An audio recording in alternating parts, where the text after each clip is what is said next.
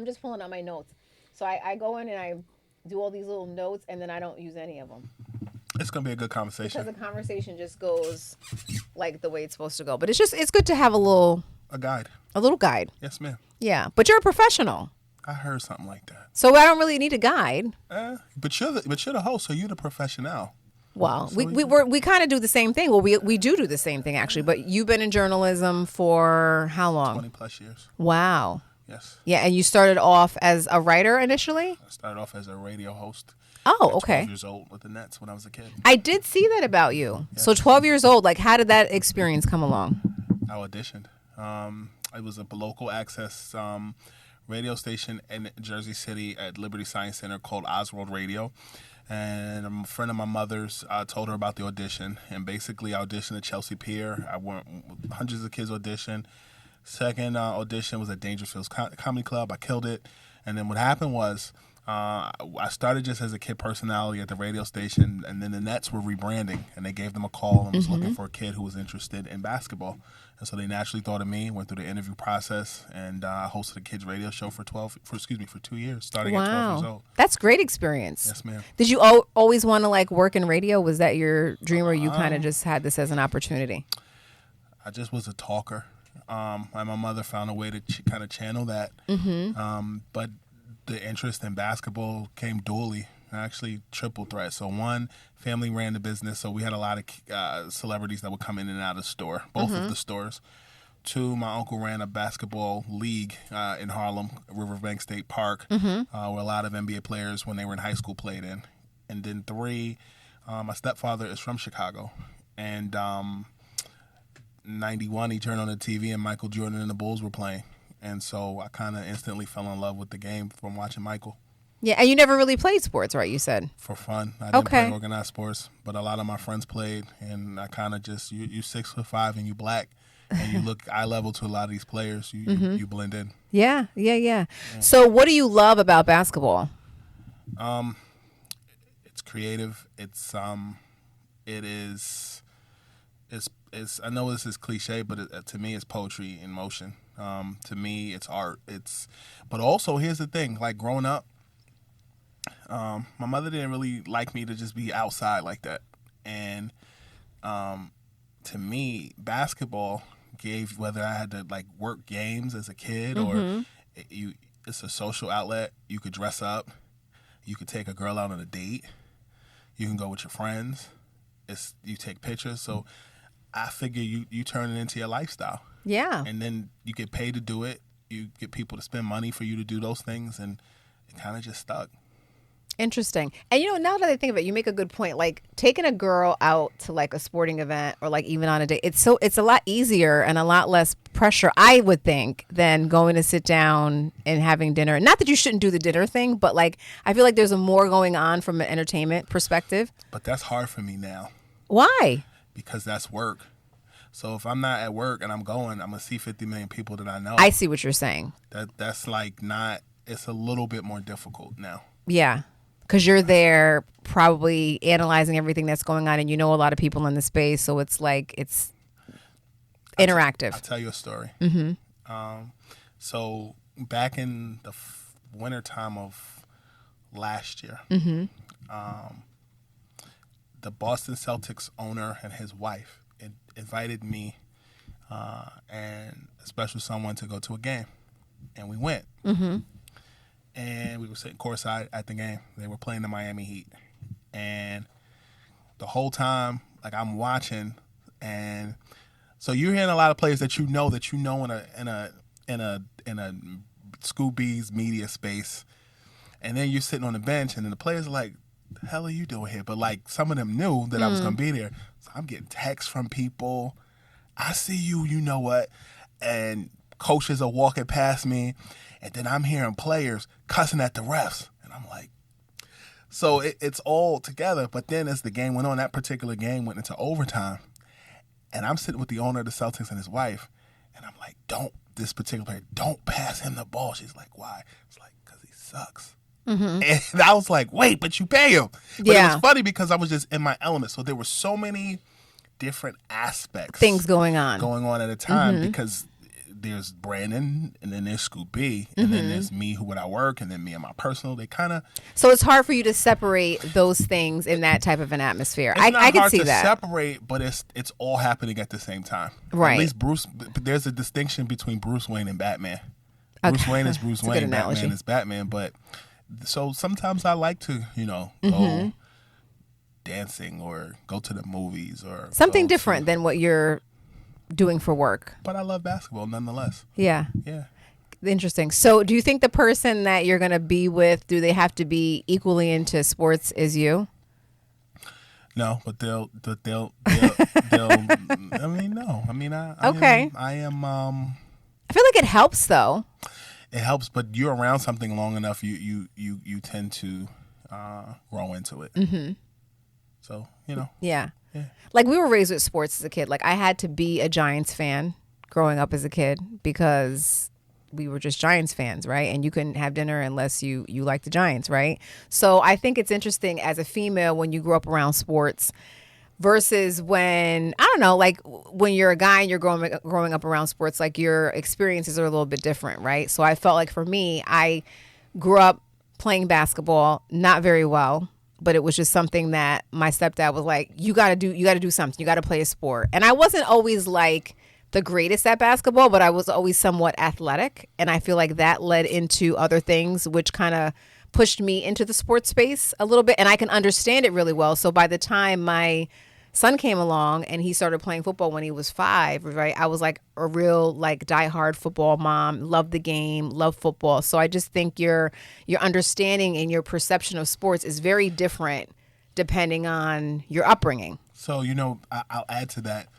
I think that caveat is great for your upbringing because by the time you go to high school, when you go to college, you're able to relate to people on that level for that portion. But then what I'm learning now at this point, so I receive what you're saying. Yeah. But what I'm learning now in this phase of my life, I had a dinner meeting with my longtime family therapist, and we went to this restaurant. We were talking about next phases. And he says, "Do you play golf?" And I said, "No." He said, "I want you to look into taking golf lessons and I'll pay for them." And I feel like that's significant because in the entertainment space, you often hear that a lot of deals are done sitting on the golf course. Games. Yeah. But the golf course is the universal courtside. And I don't play golf. I've been working so hard to get to this point.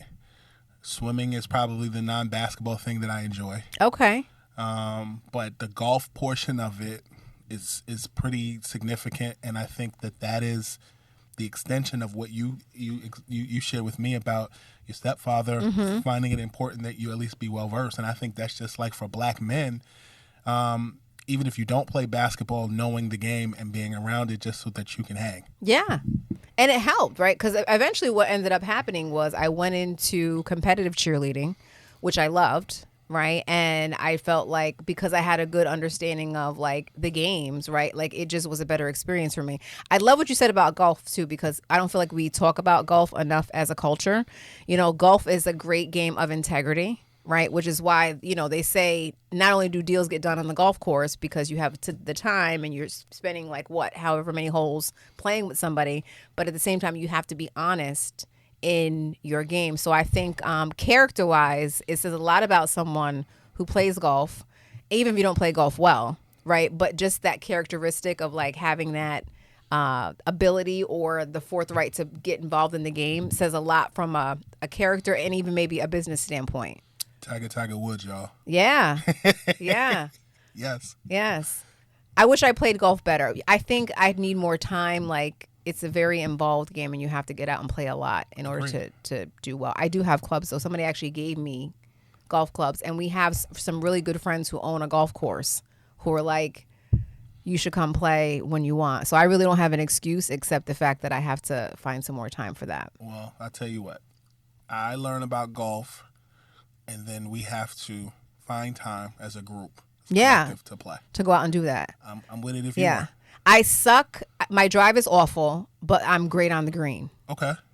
So as long as I need to just practice my drive a little bit more so I really don't embarrass myself when If you're the first We person do I'm go golfing out. with, we might embarrass ourselves together. Yeah. Because You know, what's interesting is my brother is a very great golfer. yeah, Yeah. And it's just, I don't know. I didn't get that gene, the golf gene.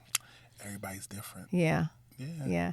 So tell me a little bit about some of the stuff that you write about, because I know you've been a contributor for some pretty big publications. I saw Ebony, I saw Jet, I saw The Source. So that was 10 years ago. As far as just contributing years ago, I'm actually coming off of a 2.5 year stint as a lead NBA insider at Bally Sports Network, and also as a myriad of things, but basically a host, a talent scout, and other things with a sports betting company. And I did that collectively, the sports betting company, 4 years, called Bovada, and as well as Bally Sports for 2.5 years. Layoffs and more. There's a lot of restructuring that's going on, but I'll tell you what, during that time with Bally, I traveled the world literally.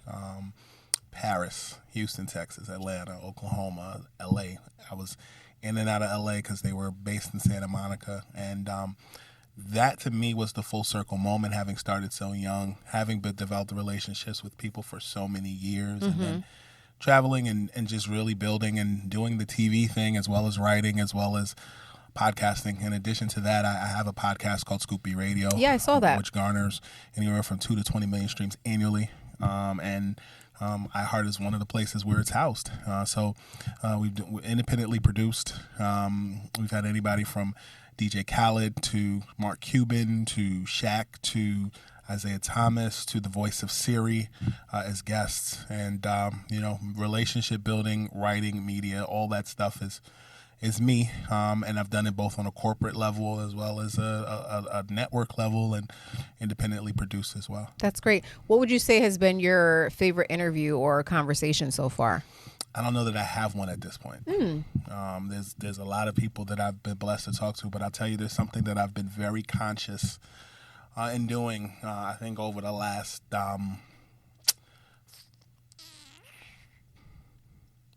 7 to 8 years. So an interview that I had, I remember you and I both share similar backgrounds, having worked at a previous employer. And during that time, I learned a lot of game, and I tie that to this particular person. I sat down with Mark Cuban, one of many times, and you figure many people pay to take master classes on life and investments and more. And as I was sitting and talking to Mark, I just started asking questions. What did your apartment look like when you were out of school and you were figuring out stuff? So he talked about how he didn't have furniture in his apartment. He talked about, working at restaurants and just all the different things that he did. Asking him the best piece of advice that he received on the journey, who his mentors were, and just really learning the scene. And one of the things that I find significant in a person like Mark Cuban, to someone who's trying to work in the media space, to someone who's working in corporate America, is number one, having a mentor. You have mentors, and other people look to you as a mentor, but the ability to have those conversations with Mark Cuban like that, people pay for. And I, as a media member, have the opportunity to get free game, and at the same time apply that to my own personal business or my own professional business. I think conversations like that are examples of those master classes that I paid free $99 for. Yeah, and I think a lot of this game is, mentorship, right? Sure. I mean, I think a lot of my career trajectory has been through just trying to not only find opportunities, but create opportunities for other people, because I know what it feels like, first off, to be overlooked and like not given a chance. And I think one of the reasons why God allows you to feel that is so that when you get in a position where you can help people and empower people, you don't forget what that feels like, right? So what's been interesting, though, is it's not always reciprocal. And it's okay. No, it's not. It's not. Right, it's okay. I mean, I'll be honest with you. You asked me a few questions ago about different places I've contributed, places I've been. And one of the first entry points for me in media was The Source magazine. And I was at a place where I wasn't treated well. We weren't paid. And there were a lot of young people that were there and felt that they should be paid. And I was angry about that for a long time. But I think the thing that I took from it was the access, learning how to make situations from nothing into something, how to get people to pay for things, and leaving on your own terms, and also those experiences of, in my opinion, both just not being nice to workers or bad business practices, however which way you choose to go. In turn, when you have your own situation, you don't treat people who work for you or work with you like that. Right. And I think that in that experience from 2013 to 2015 when I worked there, to 2024 today, those things that I didn't like, I refuse to treat people like that today. You know, I get that. And I think one of the things that, you know, you learn through a lot of these experiences is how to fail forward. I agree. Right. And giving others the opportunity to do so as well. Right. And being graceful and merciful as much as possible to a degree, because, you know, it gets to a point where if it's affecting things operationally or it's creating other additional challenges that aren't necessary, it's like we got to fix what we got to fix. Right. Agreed. But I love what you said, you know, in terms of like just going back to that mentorship piece. And you mentioned, you know, being at a publication and not feeling valued. Right. And the importance of feeling valued. I also think sometimes those situations where you don't feel valued, it also creates grit and tenacity. And sometimes you just have to thug it out, right, until you get to that place. I've been there a few times. Yeah. I was there, I want to say, when I started making real money, and not just like freelance money, not making like 2018 to 2021, I was at another publication, heavy.com. And it was at a point where I was bringing, with the digital imprints, a lot of attention based off of both my reporting and just like there would be stuff I'd be writing and stuff players would tell me, and it would be aggregated everywhere, you name it, Boston Globe, NBC Sports, TMZ, a myriad of places. And you know, when it was time to renegotiate my deal, they didn't want to pay, or they were looking for ways to make you say no so you'd leave. And in that moment where I met with the powers that be, they did me a favor, because when I left, Bally Sports came calling, and that changed my life. And so I was a period of time where, you know, the pandemic was still going on. We were in the height of the pandemic. And I remember I had just moved to my new place at the end of December, and in January, we parted ways. And I didn't announce it till the last day of February, because we was going to announce that on Black History Month. February 28th, when I announced that I left. March 1st, I got a call from Bally Sports. Oh, wow. And to me, it was strategy, but it was also being vulnerable, but also knowing that I put the work in. And you can't let somebody shortchange you, especially when you know who you are. And that's a great point, because once you know who you are, right, it's like you have to make people, like, not so much validate that, but just respect that, right? Because you don't need validation from anybody, but people have to respect the fact that you do know who you are, right? There's a bar by Drake. Oh my God, I don't want to mess it up because I'll be embarrassed, but well, I'll tell you what, as you're trying to remember that, the thing that I tell people about validation is the only time you should be looking for validation is parking. Yes, indeed so. And a lot of people look for validation at the place of their employment, and they'll be very disappointed, because in my estimation, guesstimation, in my just thought process, the only people that validate you should be your significant other, maybe. Yeah. Your parents, maybe. Yeah. Your grandparents, maybe, or your close inner circle. But to me, it's important to look for validation in those spaces, but also all the things that you learn in those corporate settings, you take back to your community. Sure. You know, I'm a big believer in that. The higher up you go up on the elevator, it's your responsibility to send it back down. Definitely.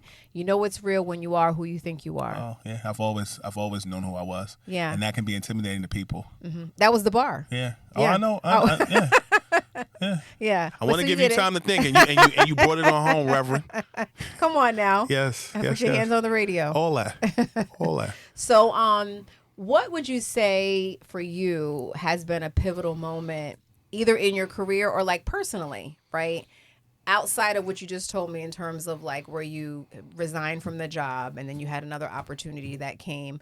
Is there anything outside of that that's been pivotal in terms of a moment or something that you feel like pushed you into a different stage of So I told you growth? that 2018 was a pivotal moment because I remember in February of 2018, I was so I left CBS in 2016. Mm-hmm. I went from 2016 to 2018. I was at a magazine called Respect Magazine. Mm-hmm.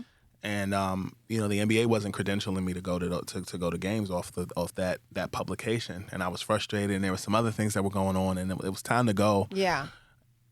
And I was at a point where basketball wasn't paying me, but music and lifestyle was, and it wasn't the same as basketball. And I left Respect, and then I was writing at a publication called Basketball Society, mm-hmm. which was basketball, and at that time. I knew a lot that was going on behind the scenes with the Los Angeles Lakers as well as the Brooklyn Nets. Mm-hmm. I knew that LeBron was going to come to L.A. I knew that Anthony Davis would be following, mm-hmm. and I knew that Kawhi Leonard, it could go either way as it relates to whether he was coming or Kevin Durant was coming to Los Angeles. Kevin ultimately went to Brooklyn, and he joined Kyrie Irving with the Brooklyn Nets, which I knew, mm-hmm. just relationships and all the things I knew, and I put a lot out there that I knew to the point that. When LeBron was leaving his vacation with his family in Anguilla, I had the tracking of his plane. Oh, wow. And he was coming into Van Nuys Airport. I was tweeting about it, and there was like there was a slew of people waiting basically for him. And then he drove, or he found his way to his home. And then a couple days later, when he came home, he met Magic Johnson at his house. And a couple days later, he signed with the Los Angeles Lakers. I knew there was a whole rollout that was going with LeBron. Part of the reason why he moved to Los Angeles was the whole Space Jam. Space Jam was part of it, the Space Jam 2 movie, but just intellectual property. Yeah. And you got a lot of tax credits and tax breaks to go to Los Angeles. And so he left the Cavaliers, came to Los Angeles. He already had a home there. But ultimately, I knew all of the interworkings of that. And so there was that. And this was in 2018. In 2018, the beginning of the year, I was so angry because I couldn't go, and I had bought a ticket to go to All-Star, and I was ready to quit. And months later, I went over to Basketball Society. Months later, I'm tweeting about this, and I got a lot of ridicule. How the hell does he know? Like, I saw how Twitter really worked and people just saying the most. Mm-hmm. And I got to the point where one of my best friends actually locked me out of my Twitter account because it's like, why are people saying all these mean things to me? But then I was 6 months ahead of the national media talking about Anthony Davis and him going to the Lakers, and ultimately he found his way there. And so there was that. And I just began to say a lot of things that I would hear and put it into, the atmosphere, aka Twitter, and it would go crazy. And so 2018, 2019 was really a pivotal point. Heavy.com came calling, and it was a necessary evil. It's an aggregation site, but additionally what I was doing was basically providing original content to the point that I remember when I wrote something about Jill Scott when she had that whole thing with the microphone. And overnight, it was basically, making something sexually suggestive about the microphone. It was a video, and I tweeted, I woke up. The video had like the article had like 40,000 views on it. And I just noticed more and learned more things just about the whole process of viral content, all that other stuff. But 2018 was kind of a pivotal moment for me to the point that people would be talking about stuff that I would say on TV, on television. It would go from writing to television, things that I would tweet. And I was like, this is crazy. Yeah. Yeah. Yeah. Do you feel like you had any of your work ever swagger jacked in a sense where? Oh, for a long time. From like 2018 to like 2020, it would be to the point where like people would say, oh, so-and-so appeared on some podcast, motherfucker, that came on my podcast. Right. And it's like you learn again. I'm like I told you with Twitter, I'm learning about, people say these things, and then I'm learning about how people take stuff and they don't credit it, and then somebody else will get credit for it. And I noticed that by the time I got to Bali, it changed. And even after I left, people are still citing me, where it came from. Right. Whether it came from my intellectual property on the podcast side, whether it came from my Twitter account. It's the point. I think like months ago, John Stark said something to me, and I tweeted it, and they were talking about it on First Take, and they mentioned it by name. Had that been 2-3 years prior, they would act like it just came from thin air. I've seen that happen and I'll name names. I've seen it happen back when Shannon Sharp was hosting a show with Skip Bayless, and there would be a myriad of times, like 4 or 5 times, where literally people would, on the show, mention stuff that someone said. It would hit the blogs everywhere, and they wouldn't mention where it came from. And I remember there was a point I did an interview with Stephon Marbury, and he talked about Shannon Sharp and Stephen A. Smith, and I added them. Shannon Sharp blocked me on Twitter. Oh, no. Yeah. Interesting. Yeah.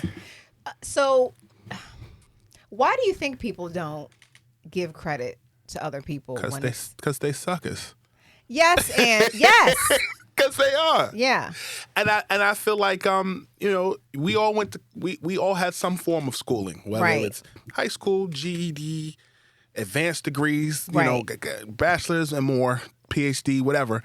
And I know that you all know MLA format. Right. So at the end of the day, you cite where it came from. Do you think it's a form of insecurity? Like in that, like if I mention this person's name, then I might like give visibility to them, or it might be perceived that they know more than me. It depends. Yeah. I mean, I'll be honest with you. In basketball, for example, you have 3 top newsbreakers. You have a guy named Adrian Wojnarowski. You have a guy named Shams Charania, and you have a guy named Chris Haynes. Right? Yeah.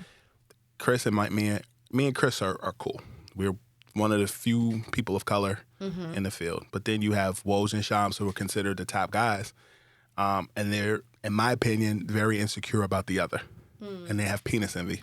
And so I think ultimately, when you look at their reporting, their network won't mention the other person's report because they feel like they're hurting their feelings, or they're feeling like it has to come from that person. Yeah. So I think in that space, yes, that's where you see insecurity. Yeah. But everybody's different. It's just such nasty work. It's just, I never got that whole well, let me not credit somebody or validate somebody else because it might make me look like, I don't know what I'm talking about. I feel like when you do give people credit for their work, it enhances what you're doing. But see, while I say that about those two in particular, I also realize, and I'm cognizant of the fact that networks are competing. So they feel like if you're giving credit to someone else, that is giving credit to another the network. competitor. Okay. So I get it from both frames, but I also feel like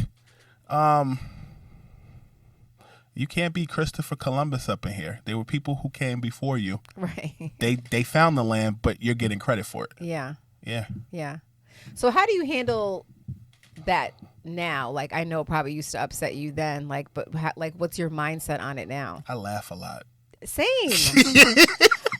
But I had to be taught how to laugh because in the beginning it wasn't funny. When people would steal my work or I would see them copying, it would make me so mad. And it would be people that who have much bigger platforms than me, right? And I'm trying to grind and thug it out and do all the work. And it's here I see something very similar or what I'm doing over here. And it's you just can't, you already have where I'm trying to work towards. You can't throw me a bone.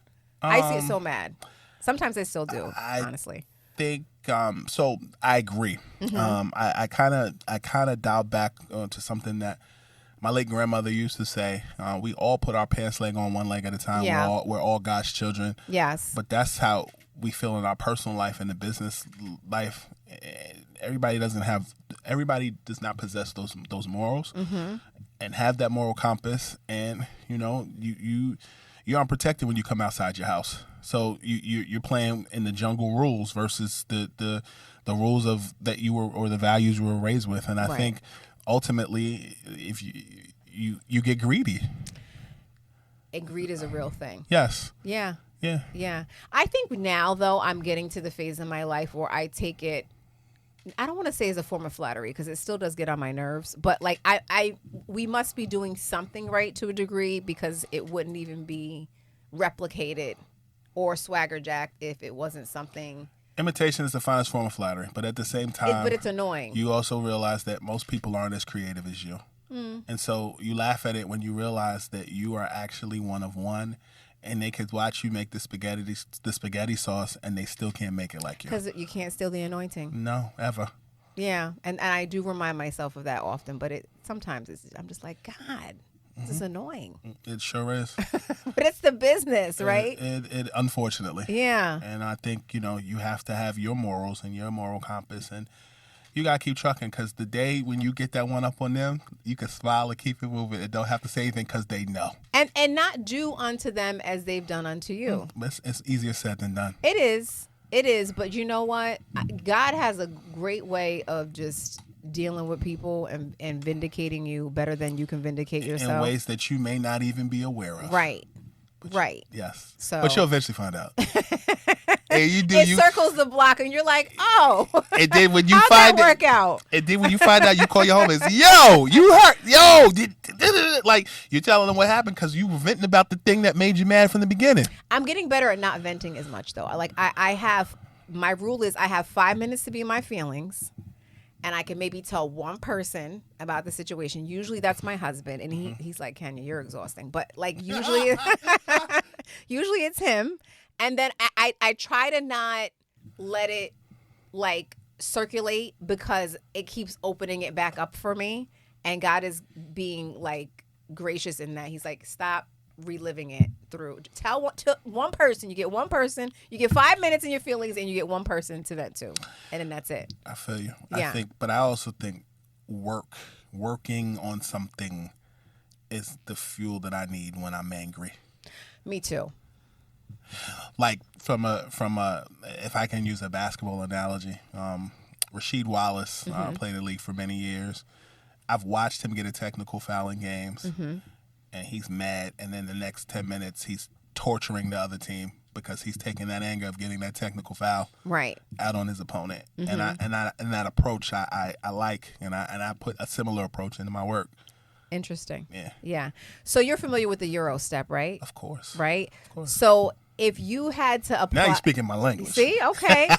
So if you had to apply the Euro step to a situation or circumstance in your life, what example could you give me? And what was the outcome?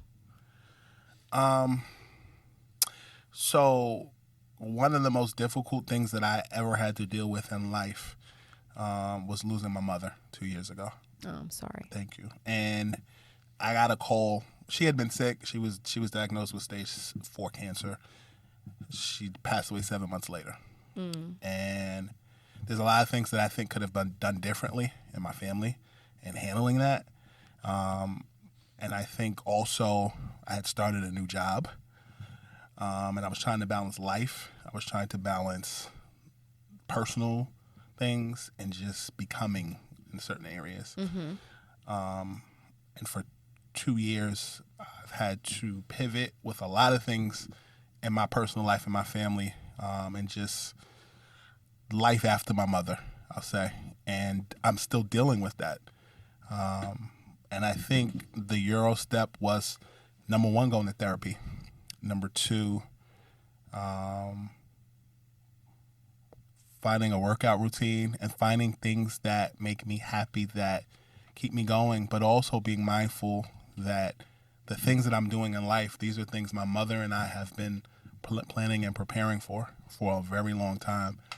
And number one, I'm glad that she was able to see the trajectory before she left Natural Earth, whether that was, signing with a network and some of the other things we prepared for, but also sticking with it.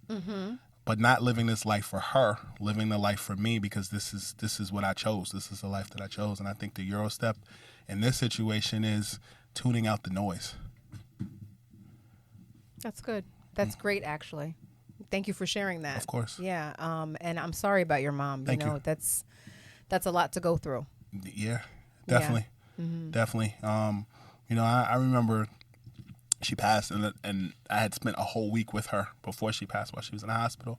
A lot of people don't get that opportunity when someone is on their way out, and she's in a hospital room, and I didn't realize how sick she was. And I'm telling her about what I'm doing next week. I'm flying to Phoenix, and a lot of my friends say, I can't believe you got on that plane. And it was a point when I got on that plane, and a guy that was sitting next to me was talking to me, and it was like Charlie Brown, want. Like, I didn't know what the hell he was saying to me. There's like a point in life where like I don't remember certain things that were going on in the news. I don't remember things that were going on. Like, I was just winging it, but like I got through it. And I remember when I came back, I was home for a week. I had to write my mother's obituary, and then I had to go back home to where the funeral was and everything else, and it just was a lot of confusion. And I remember like the funeral was on a Friday, and like that Monday or Tuesday, I had to take the Amtrak to Philly because I went to a Sixers game. And I remember I went there, and then I went back home for like 2 days and went back. And I just remember, like, most people say you should take the time to heal. But like, I don't think that I could have just sat still at home for that period of time. Like, I was able to like mourn or just process while working. Yeah. But I'll tell you something. She passed away February 21st, 2022. I kept traveling and working up until April of that year, and it wasn't until I was off the road until June that I really, really started to feel it. But you have to go through that, because the more and more you can't out drink it, you can't out sex it, you can't out weed it. You have to go through that process of healing and then go into therapy. But I felt it from like that April to June. Yeah. And then after, I was traveling back and forth throughout the country that year for the finals. And then, like, I think 2 days later, I started therapy. And it was the best decision I made, because I realized I was angry. Yeah. About a lot. And again, the Euro was to keep going, but the Euro was also to address what was bothering you. And unpack that. Facts. Yeah. Yeah. Wow. So, if you had to rate where you are right now, how would you rate where you are right now? Like, mental health wise and healing wise and wholeness wise? Well, I canceled my therapy appointment today to sit with you. Okay. Well, I appreciate that. That means that I'm doing great, because I was going through a period. I was going every week and just unpacking and getting stuff done. I mean, if I had to go 1 through 10, I'm probably about an 8.5. Okay. So you're almost there. Yeah. Definitely. Good. Well, I appreciate you being here today. Thank you for having me. Of course. And I appreciate this conversation and all the contributions you're making to the lifestyle, the sports space, and it's important, right? Yes, it's important. And I'd be remiss if I didn't talk about the new project that I have with retired NBA vet Tim Thomas. So we have a show called No Nonsense with Tim Thomas and Scoop B. We just recently released our first episode. We interviewed Stephon Marbury, who's a friend of both of us. We're trying to get him into the Hall of Fame. He deserves to be there. But we dropped that interview with him, and then soon thereafter, we're dropping our interview with Xavier McDaniel, who's another NBA vet for many years. And Tim and I have known each other for years, and we found a way to kind of bridge the gap of us knowing everybody, their mama and their mama's mama, into one setting. And here we are. The podcast has done extremely well. We've been doing a lot of press runs, you included, and a lot of people are raving about our ability to connect with both culture, sports, entertainment, and more. That's awesome. And where can people listen and find you? Well, first of all, you can follow me on Twitter and Instagram at Scoop B, Scoop, SCOOP, letter B. You can also subscribe to the Scoopy Radio podcast on all streaming platforms. You can also check out my YouTube channel, Scoopy TV. As far as No Nonsense, you can follow us on Twitter and Instagram at No Nonsense on TV. You can also subscribe to our YouTube channel, and No Nonsense is available on all streaming platforms as well. Make sure to give Tim a follow as well, King Tim Thomas on Instagram. Awesome. Well, ladies and gentlemen, Scoop B. Yes, ma'am. Yeah, please come back. I will, and we got to talk about golf. Yes, and when we can get out and actually start playing good and terrible. Bad and bougie, that part. Bad and bougie. Bad and bougie. Yes, well, ma'am. Thank you for this. Thank you. All right, you're listening to Power Move with Kenya Gibson here with Scoop B, and until next